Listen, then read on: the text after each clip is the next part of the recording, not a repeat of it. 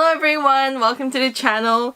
Today I've got another 12 Days of Anime video.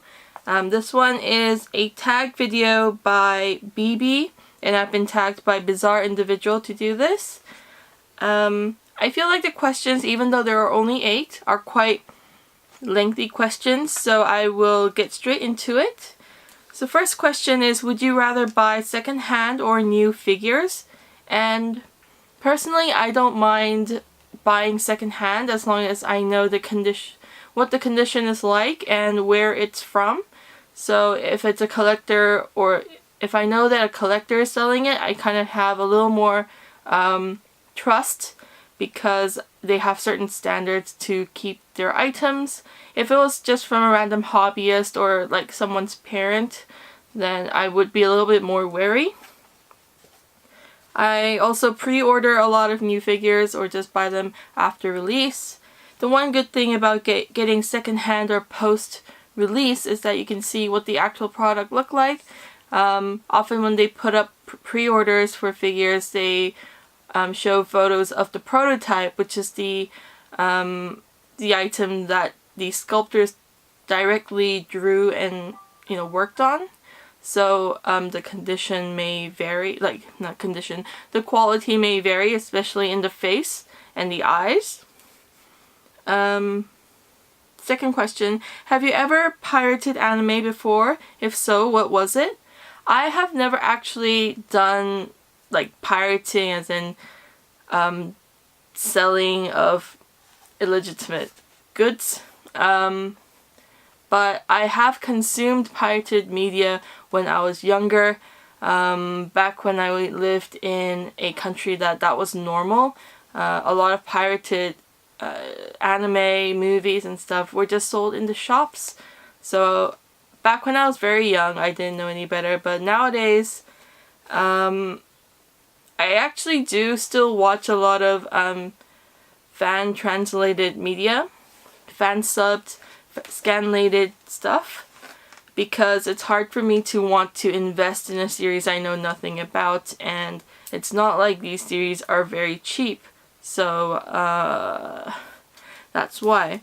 I think nowadays is a lot better and even less of an excuse to, watch unofficial stuff, because now that Crunchyroll and Anime Lab and all these other licensed free services, free with ad services, are available online, I don't think there is any excuse for anyone to really pirate anime anymore, especially since simulcast is also a thing. Netflix has a lot of anime as well. Just it's become better and easier for the mass to access anime. So nowadays I don't find myself relying on fan subs to get my anime fix. Question number 3, Blu-ray or DVD? To a non-informed person, I think a Blu-ray might just look like a fancy DVD. There are with just higher resolution video, but that's not the only difference. I think a Blu-ray is better for a collector just because the disc is way more durable than a DVD is. So I used to work at GameStop or EB Games, whichever the country you're in, and they had 360 games and PlayStation 3 games that they trade in, and it just looks like 360 gamers don't look after their discs. But the actual difference is that 360 games are burnt on DVDs, while PlayStation 3 games and PlayStation 4 games are burnt on Blu-rays. So the Blu-rays just look better. They're fingerprint, grease, and just general surface wear resistant, so it's really hard to damage the surface of a Blu-ray disc, whereas a DVD, even the slightest knock can possibly mar the surface of the disc and hinder the performance. So that is the major difference. Of course, there is the expanded capacity of the disc. So a Blu-ray I think is 52 gigs, whereas a DVD is 3.7 gigs. So it's a whole different ball game there. Not to say that DVDs don't have their place. I think a lot of series that are older that have released on DVD may not get crossed over onto Blu-ray. So some of the titles you might never get unless you keep it on the DVD. Question number 4. What series would you love to see another season of? Currently, I am praying for a season of Kaiji, season 3, but the odds of that happening is very, I don't know. The current one going on is like a spin-off, and I think it's called The Daily Life of Tonegawa, but I'm not sure how well that's doing. I hope season 3 of Kaiji do come out, but I don't know, fingers crossed. And yeah, I don't think I have any other series that come to mind. Question number 5. Do you think the anime community is an accepting group? Yes and no. I think the anime community is very welcoming of new fans.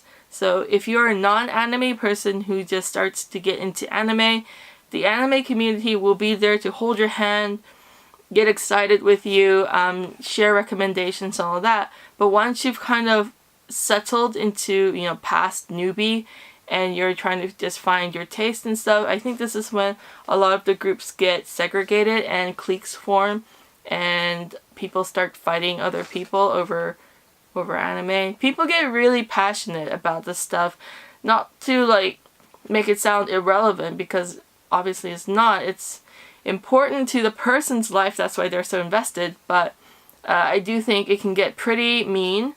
So just like any other community, it's a really big group, and anime is not just like one genre, it's a whole different, it's got its own, it's, I'm trying to say that it's just big. It's got horror, its own horror, it's got all these genres within the media, so it's not like you have drama, family, I know that's how most Western stuff categorize them, but I think each show should just be put into the genres, that way it makes more sense, because they're all lumped into the anime category, and not everyone likes all anime, so yeah.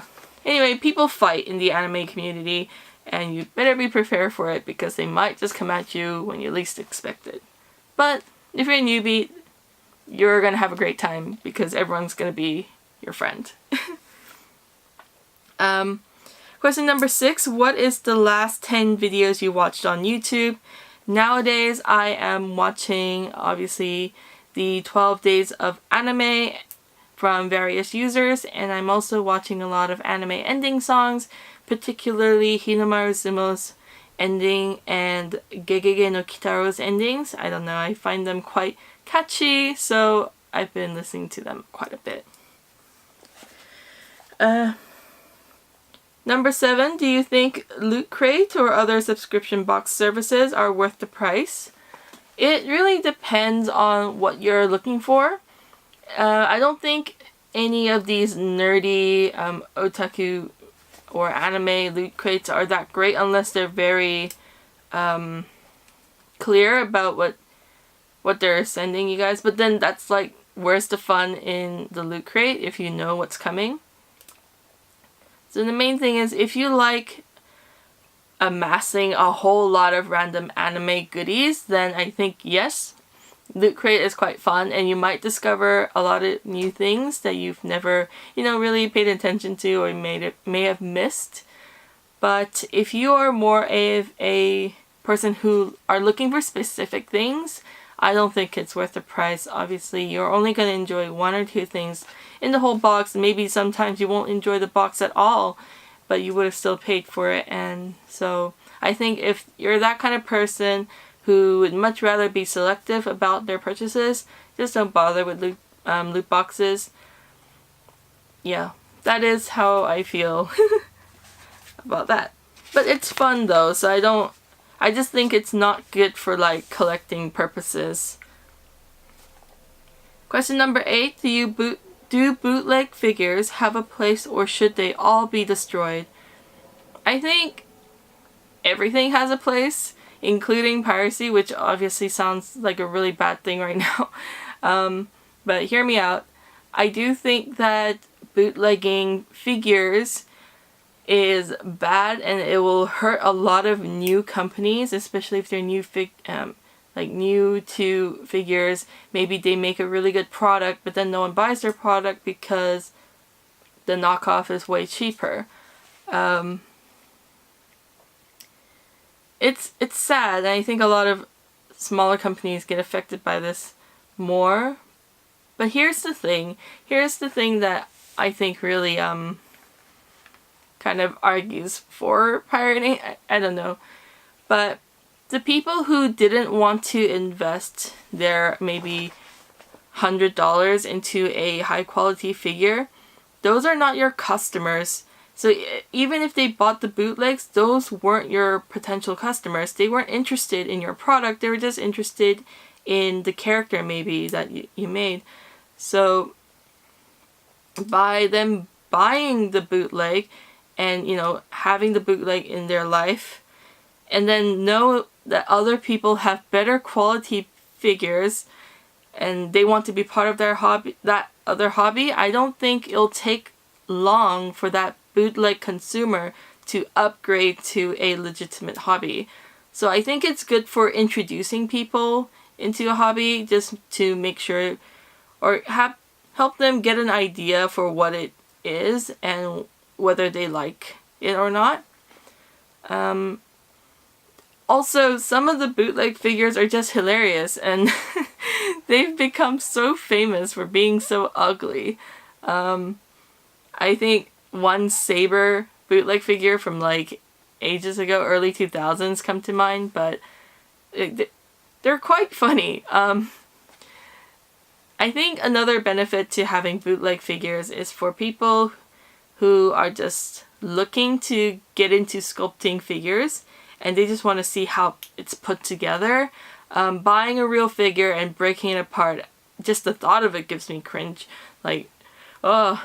But I think it would be less of a loss if they just buy a crappy bootleg and then tear it apart, cut it up, mash it together and try to make something new or whatever.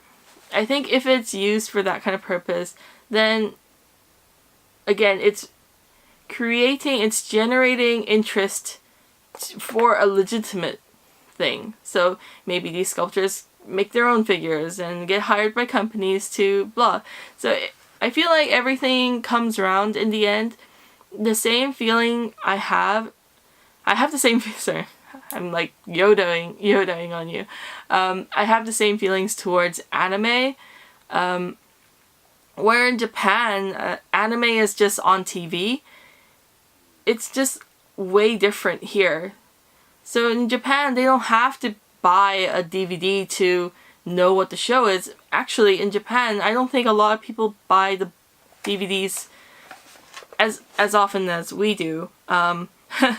Speaking from experience, I think buying the complete Iron-Blooded Orphans Season 1 and 2 Blu-ray cost me like over $1,000 just to get like 50 episodes.